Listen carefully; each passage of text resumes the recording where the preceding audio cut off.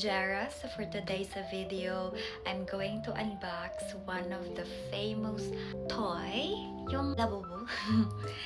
Yun yung pinaka-famous before, right?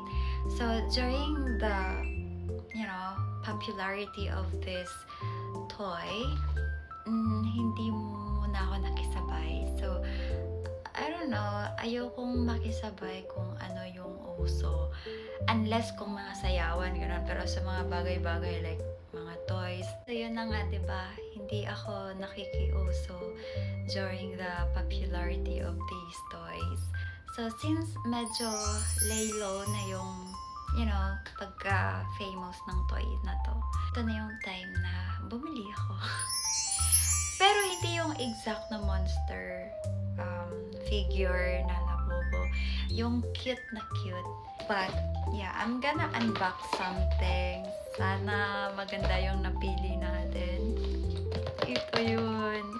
So, yan na nga. Hindi yung monster figure na Labubu. I bought this from Pop Mart.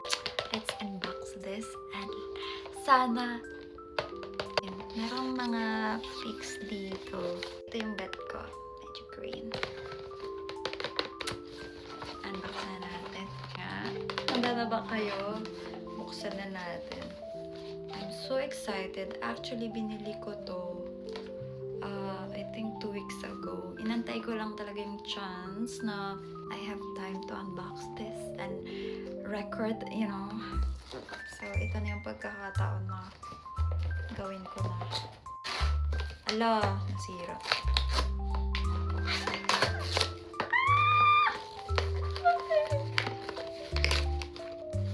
Ay, hindi siya yung plastic ba to? Ayun. May pa-plastic. Ayan nga. Same. So, tayo na.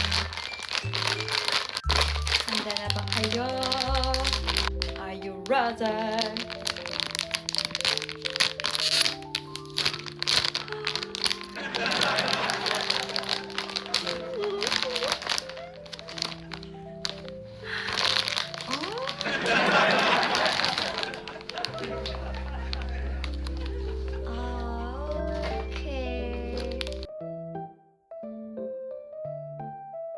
It's cute!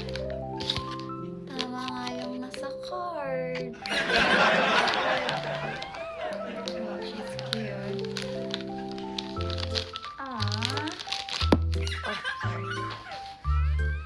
Ang liit! Ano to?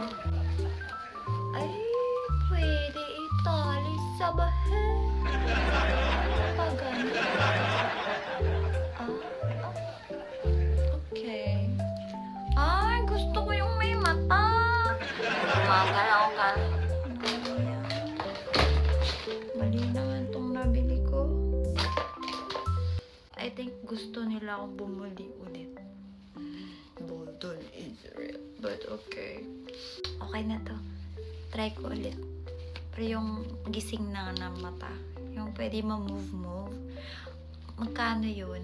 I think I bought this for like 900 or something. Maybe that's why. So, ito yung nakuha natin, guys. Which is cute naman. But I wanted the open eyes. The one that you can move. You can switch to another. Okay, I'll buy another one. But okay, magbibideo ulit tayo. At sana sa pangalawang pili ko, hindi yung nakapikit na open eyes naman. Okay. Thank you so much for watching, guys. Sana